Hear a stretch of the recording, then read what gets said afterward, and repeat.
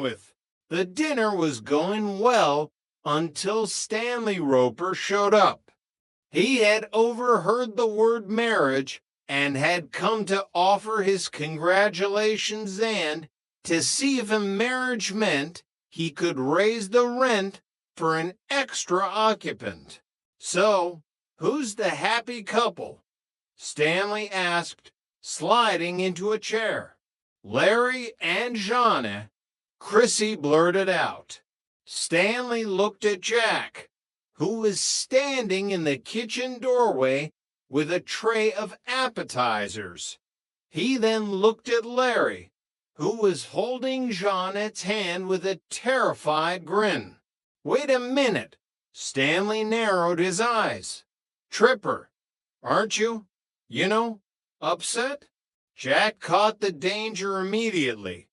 If he acted like he didn't care about Jeanne marrying a man, his secret was safe. But if he acted like a jealous boyfriend, the jig was up. "Upset?"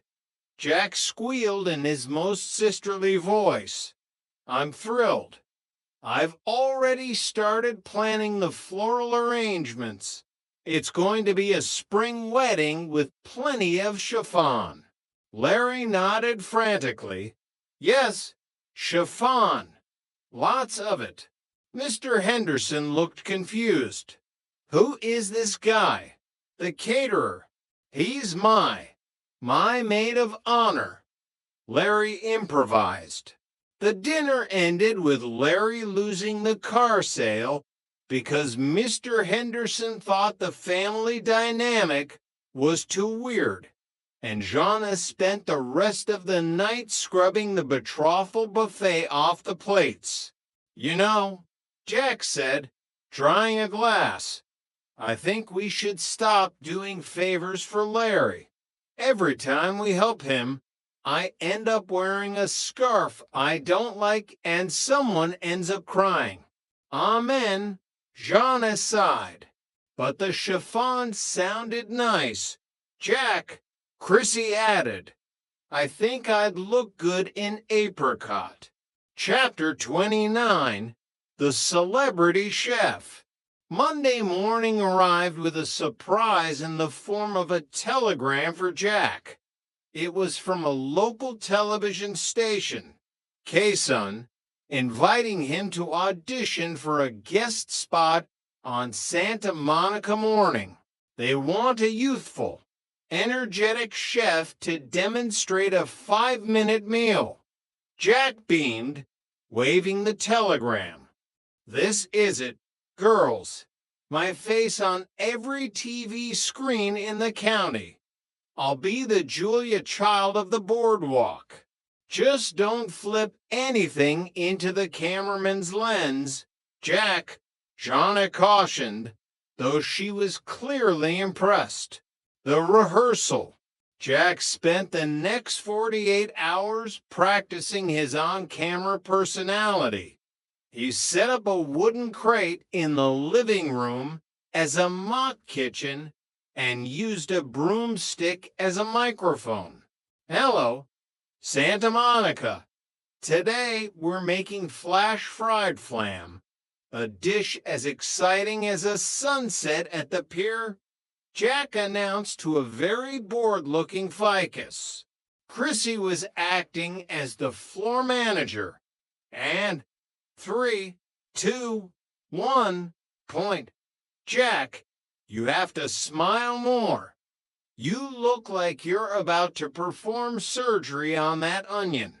The live disaster. Audition day was a whirlwind of makeup, bright lights, and wires. Jack was nervous, but he felt ready. He had chosen to make his signature crepe Suzette. "We're live in 10 seconds, Mr. Tripper," the producer whispered. The red light on the camera flickered on. Jack gave his best youthful, energetic smile. "Good morning. Today, we're going to light up your kitchen." He was doing well until the flam stage. In his nervousness, Jack added a bit too much brandy. The moment he touched the match to the pan, a pillar of fire erupted that reached the studio rafters. Fire! Someone screamed off camera. Jack, startled, instinctively threw the pan. It didn't hit the rafters.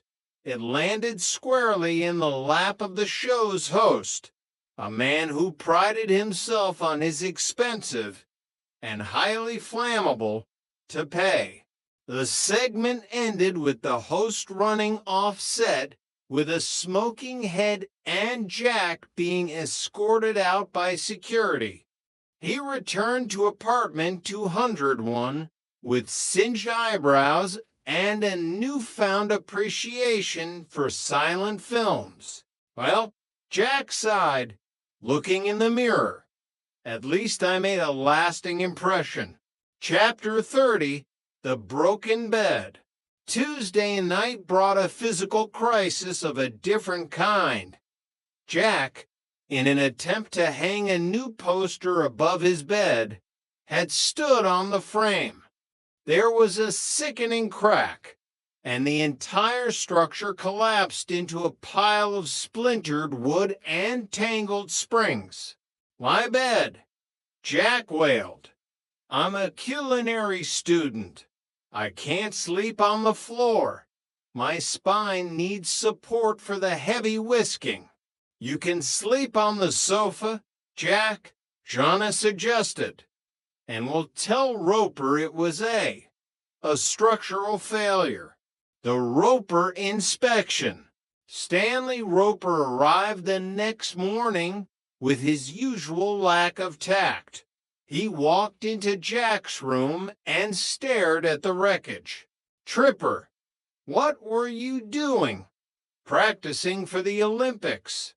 I've seen beds in war zones that were in better shape than this. It was a freak accident, Mr. Roper.